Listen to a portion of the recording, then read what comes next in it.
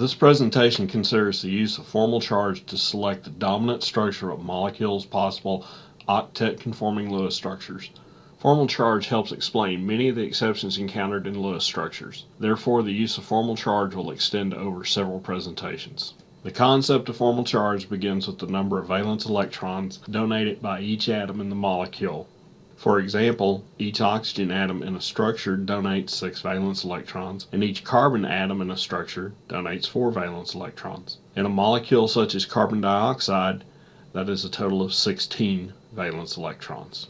The Lewis structure of CO2 is rapidly constructed using the steps considered previously. Here the steps are summarized.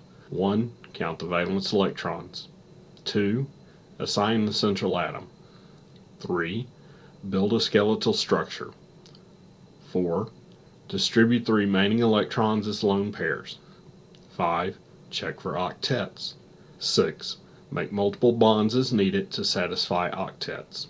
5. After making each new bond, check for octets again. 7. Format the molecular ion if applicable. 8. Create resonance structures if multiple Lewis structures are possible. Now another step will be considered.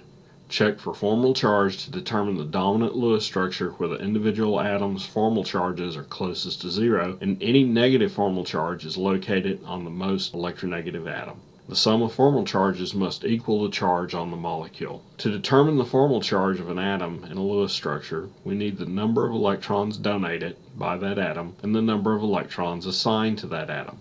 In the case of carbon dioxide as previously constructed, each oxygen atom donated 6 valence electrons to the structure and the carbon donated 4 valence electrons to the structure. Assigning electrons is done by counting each lone electron pair on an atom as 2 electrons and evenly dividing the number of bonding electrons between the 2 atoms bonded.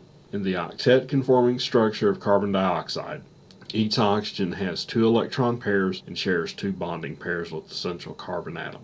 That gives each oxygen atom 6 assigned valence electrons and gives carbon 4 assigned electrons. The formal charge of each atom is calculated as formal charge equals donated electrons minus assigned electrons. In the structure of carbon dioxide, the formal charge for each oxygen is 0 and the formal charge for carbon is 0. If the multiple bonds in carbon dioxide had not been formed symmetrically, this octet conforming alternative structure could have been made. The formal charge of the structure is determined in the same way. Each oxygen donated 6 electrons and the carbon donated 4 electrons. The triply bonded oxygen is assigned 5 electrons. Its lone pair and 3 of the 6 electrons it shares with carbon.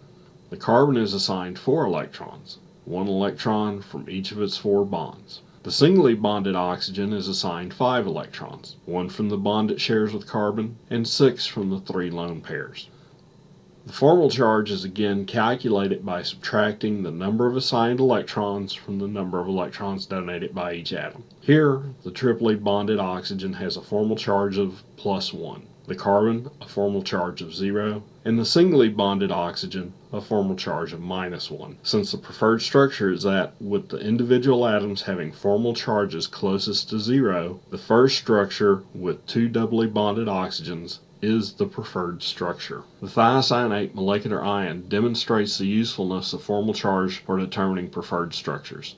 Here the first 6 steps for constructing a Lewis structure have been completed and the 2 possible alternate octet conforming structures identified. Completing steps 7 and 8 results in the 3 possible octet structures shown as resonance structures. Determining the formal charges on the atoms in each structure will determine which, if any, of these resonance structures is the preferred structure. In step 9, the formal charge on each atom is determined by subtracting the number of electrons assigned to each atom from the number of electrons donated by each atom. Here the assigned electrons are again determined by the number of lone pair electrons assigned to each atom plus half the number of bonding electrons each atom shares with other atoms. In this structure, with both sulfur and nitrogen doubly bonded to the carbon, the sulfur is assigned 4 electrons from its lone pairs and 2 electrons from its 4 bonding electrons. Carbon is assigned 4 of its 8 bonding electrons, and the nitrogen is assigned 4 electrons from its lone pairs and 2 electrons from its 4 bonding electrons. The assigned electrons for the other two structures are determined using the same method. Based on the formal charges, the structure with the triply bonded nitrogen is excluded since it has formal charges on the atoms which are furthest from zero for each atom.